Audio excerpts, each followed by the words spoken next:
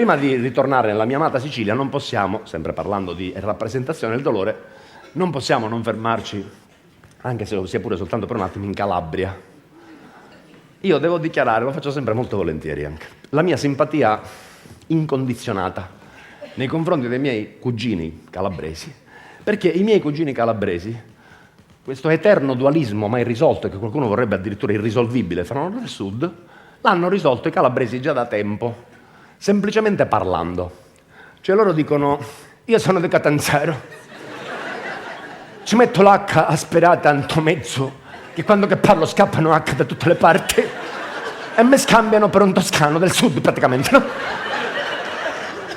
Ora che poi, visto che siamo nell'argomento delle differenze che ci sono all'interno stesso della regione, diciamo a Catanzaro, oltre a questa caratteristica peculiare delle H asperate, a Catanzaro raddoppiano tutto quello che dicono praticamente.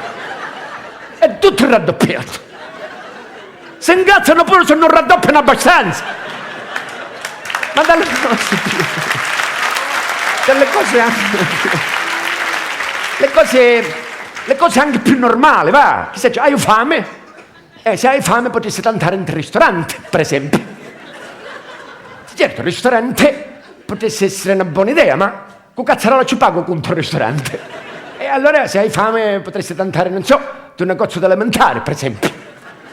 Negozio d'alimentare, devi mangiare, devi raddoppiare, ci puoi addimantare un panino imbottito, per esempio. Panino imbottito, mangia e raddoppia, ci metti 8 etti di prosciutto cotto, per esempio. Che ci pare non si dice io.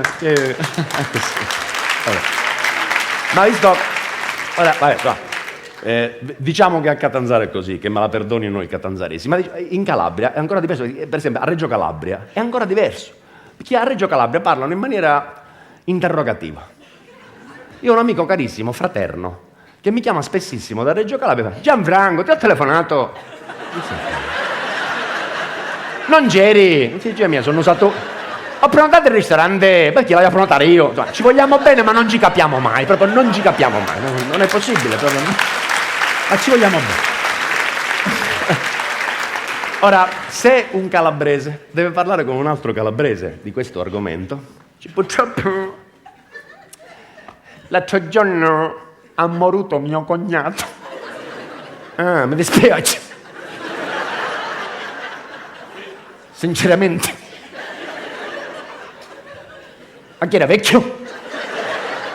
A quale vecchio? 94 annuzzi. Ha rubato, parse. Ah, mi dispiace. Sinceramente. Ma allora che è stato? Incidente? A quale incidente? Stava al quarto piano. Grandissimo cretino, secondo te tutti quelli che stanno al quarto piano che fa? Devono morire prima degli altri? No, perché mio cognato stava nel balcone di casa sua, era tranquillo, stava indaffiando i fiori, a quarto piano. A un certo punto, meschino, esce giocato. Signor cretino, questo si chiama incidente, no? È scivolato da quarto piano, e si è scripentato nel marciapiede e ha morito, no? No, perché poi si è aggrampato nella ringhiera. E allora non è morto, no? Perché poi si è stancato. E allora è morto, no? Perché poi sono arrivati i pompieri. E allora non è morto, no?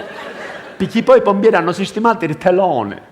Mio cognato, 144 kg, si è stancato, si è mollato, ha sbattuto un tilone e rimbalzato, tilone e rimbalzato, tilone e rimbalzato. Ci hanno dovuto sparare per fermarlo.